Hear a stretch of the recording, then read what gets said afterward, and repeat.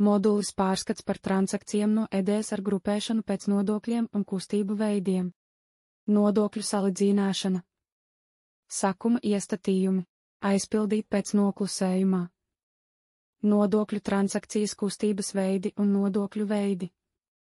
Augšējā izvēlne, nodokļu salīdzināšana. Nodokļu transakcijas kustības veidi, iestatījums nodokļu transakcijas kustības veida noteikšanai, aizpildās pēc noklusējuma, kā arī iespējams pievienot jaunu nodokļu transakcijas kustības veidu. Nodokļu veidus var aizpildīt pēc noklusējuma.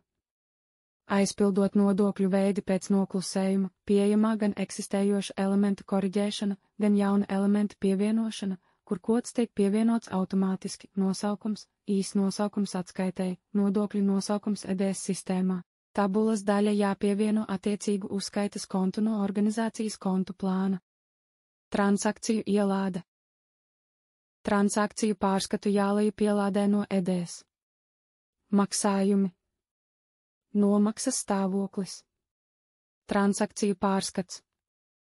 Jānorada periodu un jāsaglabā. Obligāti. Pirmās augšupielādes periodām ir jābūt 1. janvāris 2021. gads. Pēc tam pārskatu var formēt par jebkuru periodu. Bet ieteicams periodu līdz izvēlēties kārtējās dienas perioda beigas. Pārlādējot, dati netiek dublēti, bet gan pārrakstīti. Augšupielādējiet failu 1C grāmatvedība, norādiet ceļu uz failu un organizāciju, nospiediet izpildīt. Nodokļu salīdzināšana ar EDS datiem. Nodokļu salīdzināšanas pārskatā norādiet neattiecinātas iemaksas kontu. Jāapstiprina organizāciju.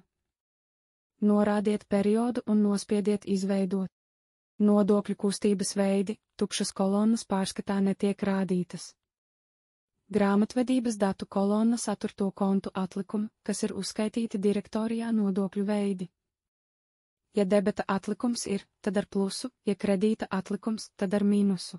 Cilnīdis piedāvāta vissmalkākā detalizācija. Pēc tā aktivizācijas.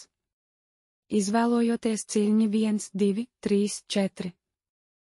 Var saņemt detalizāciju par attiecīgam līmenim.